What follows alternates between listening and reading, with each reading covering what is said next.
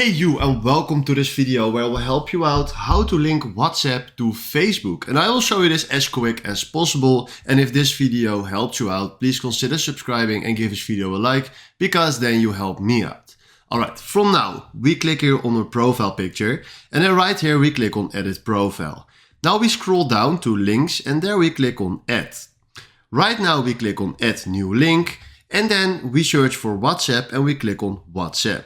Right now you have the platform WhatsApp, and if I give it a username, my number, let's say something like this, save.